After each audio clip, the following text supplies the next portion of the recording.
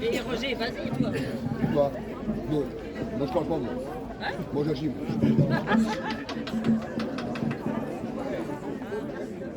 Aujourd'hui, je voudrais vous annoncer un message de paix. Quelle que soit notre éthique, notre religion, notre parti politique, nos façons de penser, si on est tous là, c'est bien pour une seule raison, notre liberté.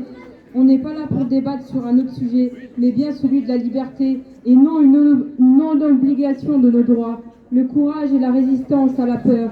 En déplaçant les lettres du mot virus, on obtient survie. Nous le vaincrons tous ensemble et la vérité finira par éclater. Gouvernement, quelle que soit la durée de vos mensonges, trahison, de vos illégalités, de votre tromperie, de votre hypocrisie, la vérité finit toujours par triompher. À nous la liberté!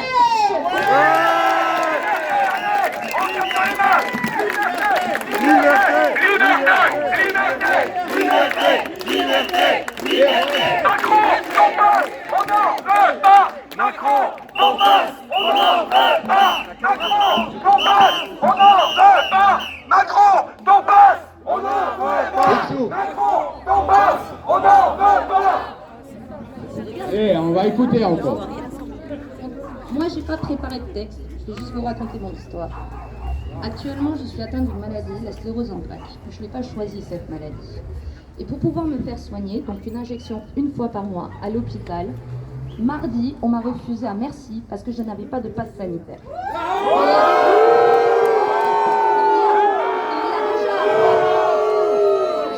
J'ai déjà une pathologie. J'ai la crainte avec le vaccin, peut-être à tort, mais j'ai cette crainte que le vaccin m'en donne une autre. Donc quoi qu'il arrive, je ne le ferai pas. Et arrivé à un moment donné, le pass va être payant. Ne vivant que d'une invalidité, comment je vais faire pour une fois par mois aller me faire soigner? À part ce chantage, donc c'est ou de me faire vacciner ou de me faire paralyser, j'aimerais bien votre réponse.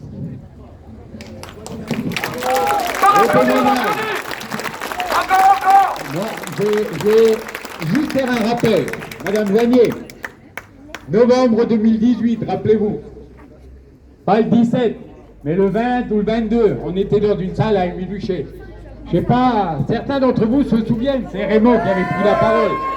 C'est Raymond qui avait pris la parole. Le jour-là, vous nous aviez dit, je vous ai entendu. Mais vous avez entendu, mais je sais pas, vous n'avez rien dû écouter surtout. Vous savez, cette fameuse boîte de Pandore dont parlait Raymond, elle est ouverte. Une partie est ici, mais la plus grande partie, c'est vous qui l'avez ouverte. Avec toutes vos lois que vous avez votées depuis que vous êtes à l'Assemblée. Et surtout depuis novembre 2018, où nous, on est dans la rue. La retraite, la réforme des retraites, votez. La réforme du chômage, votez. Vous faites le ben oui du gouvernement. Et quand une loi elle passe à la trappe à l'Assemblée, on réussit à la revoter. Le même vous. Et vous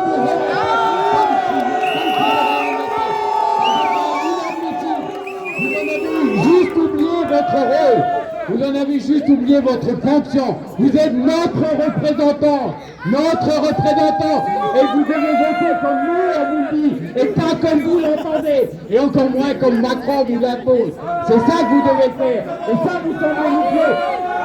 Le témoignage de cette jeune fille pourrait vous ramener le même d'une amie à moi qui aujourd'hui a 50 ans. Quand on la voit, on dirait qu'elle a 80 ans avec sa sclérose en plaques.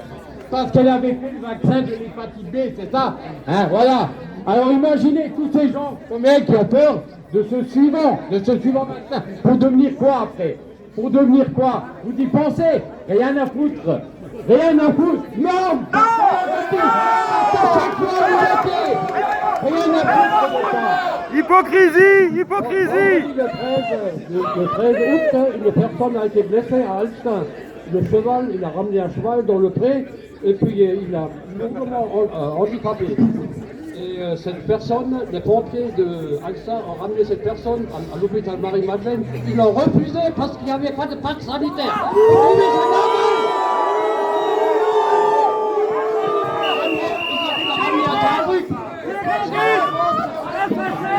Ça, c'est les conséquences de vos lois, de votre vote, c'est ça. Allez. Qui c'est qui veut? Attends, je vais vous donner d'autres exemples.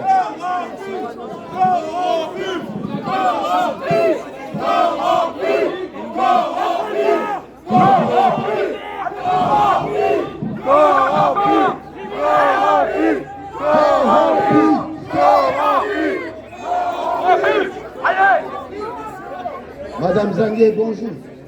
Je suis Monsieur Munier Christophe, président des frontaliers de la Brenne d'Or. Je tiens à souligner votre courage pour être présent ce soir à ce rassemblement.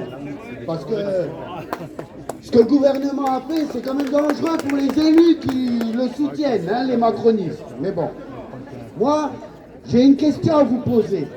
J'ai vu un post que vous avez mis, vous félicitant d'avoir voté pour le pass sanitaire. Merci, madame. C'est la seule question à laquelle je voudrais que vous répondiez. Est-ce que vous êtes conscient? Le petit témoignage là, il y en a des dizaines de partout. Il n'y a pas que ça. Hein. Il y a les gens dans tous les centres qui dépendent des administrations, qui ont besoin de ce pass. Partout, partout, partout. Hein. Faire une discrimination comme l'a fait votre empereur, parce que pour moi c'est plus un président. Hein. À partir du moment où il sépare les citoyens de classe, c'est un empereur. À partir du moment où il a dit en plus, ceux-là sont obligés de se faire vacciner, ceux-là non, ceux-là d'abord, ceux-là pas. Les soignants, ils ont reçu des merci, mais c'est pas ça qu'ils veulent. C'est pas des contrôleurs de passe dans les hôpitaux qu'ils veulent. C'est des infirmiers. Leurs heures supplémentaires. C'est ça qu'ils veulent, parce qu'ils ont besoin de ça pour payer leurs factures. Alors maintenant, comment vous voyez la suite? Parce que nous, le peuple, on voit que la Macronie par terre. C'est ça la suite. Alors, Qui c'est qui veut la parole? Bien. On va juste reculer un peu. Pas que la police intervienne parce qu'on pense qu'on va agresser Madame Zanier, c'est pas ça le but, voilà. Et pour qu'on se voie et tout. Voilà. Allez, madame. Bonsoir madame. Bonsoir madame. Moi j'ai une question à vous poser. Aujourd'hui, nous voyons un certain nombre de centres commerciaux interdisant l'accès des consommateurs pour les produits essentiels.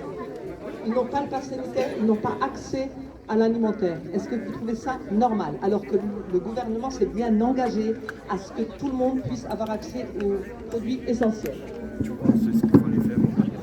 Qui encore? Allez, on pourrait dire quoi? Liberté, liberté pour vous faire plaisir un petit peu.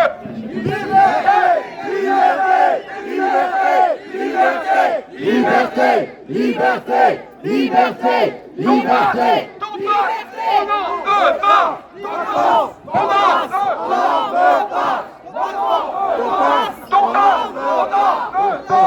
Est-ce que vous êtes fatigués?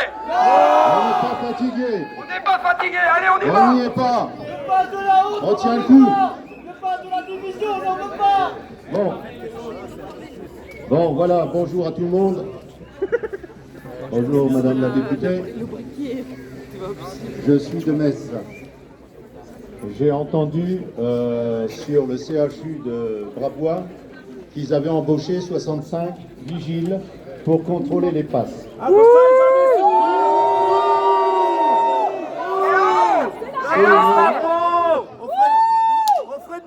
Pas de l'État. Donc 65 vigiles, alors qu'on n'est pas capable d'investir dans les hôpitaux et d'embaucher des aides-soignantes, des infirmières. Ouvrir des lits, alors que l'année dernière, vous en avez supprimé plus de 10 000. Plus de 10 000. 10 000 lits chaque année. Chaque année, 10 000 lits. Donc c'est sûr que les urgences, ils sont dépassés là. Voilà. Et je voudrais dire quand même que toutes les grandes surfaces qui ne veulent pas laisser les gens rentrer pour acheter de la nourriture essentielle, eh ben il faut aller dans les petits commerces. Et puis on verra qui c'est qui va avoir raison. Et puis on va faire encore de pique-niques. Et des pique-niques devant les terrasses des cafés. Voilà ce qui va se passer. Et puis là ça va bouger. Parce que les petites surfaces, elles vont fermer. Les petits cafés, les restaurants, ils vont fermer à cause de vous, à cause de votre politique. Et quand vous avez 577 députés, qu'il y en a seulement 130 ou 150 qui viennent voter des lois, alors que c'est des lois qui concernent le peuple, et on vous a élu pour ça, comme on l'a dit tout à l'heure, il faut faire votre boulot. Le boulot, c'est de défendre le peuple, c'est de défendre toutes les personnes, les citoyens, le peuple.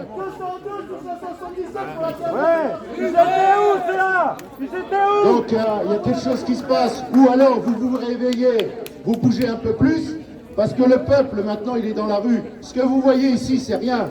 venez à la manifestation demain à Metz, vous allez voir le monde qu'il va y avoir.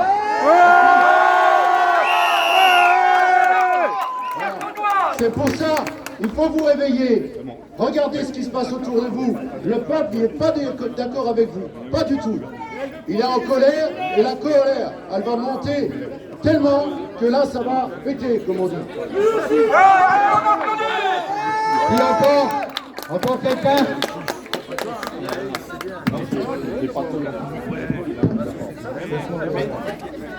Bonsoir, madame. Juste un message. Un peu de silence, s'il vous plaît. Bon vous semble, mais écoutez les gens. Et moi j'ai un message. Attention, les enfants qui ont moins de 12 ans, on les tue. Parce qu'il n'y a plus rien qui nous retient. Il n'y a plus rien qui nous retient. Parce que si certains ont peur de mourir de ce virus, d'autres n'auront plus peur de mourir d'autre chose. Je parle bien sûr de la violence armée que certains peuvent faire, avec des LBD, bientôt peut-être le tir à balles réelles peut-être, ou des camps pour enfermer les gens qui ne sont pas vaccinés, tant qu'on y est. Comme en Australie. Comme en Australie. Touchez pas à nos enfants. J'ai des Touchez pas à nos enfants. Touchez pas à nos enfants. Touchez pas à nos enfants. Touchez pas à nos enfants. Ne touchez pas à nos enfants. Touchez pas à nos enfants. Touchez pas à nos enfants. Touchez pas à nos enfants. Donc voilà, bon Madame Zanier, on se présente plus maintenant. Madame Zanier, on se présente plus maintenant à force. Malheureusement, on se connaît. On n'oublie pas ce que vous avez fait. Vous savez, les fameuses promesses que vous avez faites sur les Nosaires. Je suis un travailleur qui est Nosaire un peu à Polch. Et les camarades que vous avez abandonnés lâchement. Madame Zanier, on laisse le masque, voilà, moi en attendant, j'ai un collègue sur 3 qui a seulement retrouvé du boulot sur les 180, les autres ils sont dans la merde. Et pourtant vous étiez engagé à faire quelque chose, et on prouve bien que le gouvernement est de Macron, mais les autres aussi d'ailleurs, si vous le dites. Mais voilà, mais aujourd'hui avec ce pass sanitaire, même moi ben oui, vous, le gouvernement qui sont à la botte de ces grands patrons qui peuvent licencier. Vous avez donné des millions d'euros, des millions d'aides d'euros via le CICE et ce qu'il y a après à mon patron pour qu'il puisse licencier des gens. C'est pas loin, c'est juste là, c'est voilà. Mais bon, aujourd'hui la question, cette question aujourd'hui, elle est aussi sur le pass sanitaire. Même si moi, par exemple, je suis vacciné, j'ai mes 2 doses, mais ça n'empêche pas d'être contre le pass sanitaire parce que je suis pas d'accord aujourd'hui qu'on oblige des gens, parce que c'est ça en vrai ce qu'il y a derrière, c'est qu'on oblige des gens à se faire vacciner. Voilà, c'est une preuve, notamment que votre gouvernement, il est incapable de convaincre. Il est obligé de prendre des mesures autoritaires de ce type parce qu'il n'arrive même pas à convaincre les gens parce que plus personne ne fait confiance aujourd'hui. Et moi, même si je suis vacciné, je comprends les gens qui sont méfiants du vaccin. Quand on voit comment le gouvernement, ils ont géré la crise, quand je vois comment vous avez parlé des masques, par exemple, on n'oublie pas ces scandales de masques où soi-disant ces masques servent à rien, et maintenant moi à l'usine on est capable de nous dire si tu portes pas ton masque on va te licencier. Voilà la réalité. Ça, comment on peut faire confiance à ces gens-là aussi? C'est une réalité. Ces gens-là qui sont déconnectés complètement de la réalité, qui ne savent pas c'est quoi venir travailler à l'usine et faire tourner le pays comme nous on fait tourner. Voilà. Eux ils savent pas ça, ils connaissent pas, voilà. Oui voilà, c'est une réalité. Mais bon, ça c'est sur le pass sanitaire, on sait que c'est une grosse merde et on sera dans la rue, on va combattre les samedis, il y a eu aussi maintenant des appels dans les semaines et il faut continuer, il faut rien lâcher sur ça. Mais moi j'aimerais aussi intervenir sur une autre question, parce que pendant l'allocution du président, et c'est quelque chose qu'on parle pas beaucoup, qui est passé un peu à la trappe, c'est que le gouvernement, il a quand même osé nous parler de nous remettre la réforme des retraites dessus. Ça veut dire que, regardez-moi, j'ai 30 ans, je travaille chez Nosaire, j'ai déjà le dos cassé, j'ai des camarades de 40, 50 ans, ils arrivent plus. Et là, cette personne-là ici présente et tout son gouvernement qu'elle représente, ils sont venus nous dire normal à la télé qu'on allait devoir bosser jusqu'à 64 ans et plus. Alors qu'eux, ils ont des retraites dorées, etc. Mais c'est une réalité, ça. Il y a déjà plus d'emplois. Voilà, mais je ne sais pas si vous vous rendez compte, elle a osé venir nous dire pendant cette crise sanitaire qu'on va devoir aller bosser jusqu'à 64 ans et après ça sera 66, 68 ans. C'est ça ce qu'il veut aujourd'hui. Alors qu'aujourd'hui, il y a plus de 8 millions de chômeurs dans la rue. On pourrait, voilà, il y a plus de 8 millions de chômeurs dans la rue. Il manque du personnel dans la santé, etc., etc. On pourrait diminuer le temps de travail et faire en sorte que tout le monde puisse travailler. En vrai, non, eux, ils préfèrent augmenter l'âge de départ à la retraite. C'est honteux. Quand on voit les gens que vous avez envoyés au chômage pendant cette crise sanitaire, il y a eu des millions d'intérimaires. Moi, à l'usine, tous les intérimaires, ils ont plus de contrat du jour au lendemain. Et ça, c'était vrai chez moi, mais dans toutes les boîtes, il y en a plein qui se retrouvent dans la précarité avec rien. Et aujourd'hui, vous voulez nous faire une assurance chômage qui va dire qu'on va encore baisser Vous voulez baisser encore les allocations chômage alors que les gens ils ont déjà rien. C'est ça que vous proposez, vous avez vraiment honte de rien dans cette crise sanitaire. Et avant j'ai entendu quelqu'un parler aussi de la... Oui voilà mais toutes ces merdes en vrai que vous osez passer, nous attaquez nous. Alors que les riches ils ont tellement d'argent, ces grands patrons qui gagnent des milliards, Amazon qui s'est fait des milliards pendant la crise sanitaire, à eux vous osez rien, vous osez pas leur taxer d'argent parce que vous êtes à leur service. C'est ça la réalité, vous êtes à leur service des capitalistes et des grands patrons aujourd'hui. Et vous êtes pas au service des travailleuses et des travailleurs qui font tourner la société aujourd'hui. Ça c'est une réalité. Et pour finir, on a parlé avant d'un hôpital, mais à Nancy par exemple, pendant la crise sanitaire, pendant qu'ils supprimaient encore des postes hein, à l'hôpital de Nancy pendant le Covid, voilà, et des lits. Maintenant qu'est-ce qu'ils font? Voilà, ça on n'en parle pas. Et là vous avez embauché aussi plus d'une 60aine de nouveaux vigiles. Là vous avez de l'argent pour aussi embaucher des vigiles, faire du contrôle. Là vous avez de l'argent, mais quand vous embauchez dans la santé, etc. Là, il n'y a jamais d'argent, il n'y a pas d'argent magique, comme dirait hein, le fameux Macron. Voilà, sur ça je vous laisse. Mais en tout cas, là c'est un premier rassemblement qui est important et qu'il va falloir refaire. On recule un peu, on recule juste.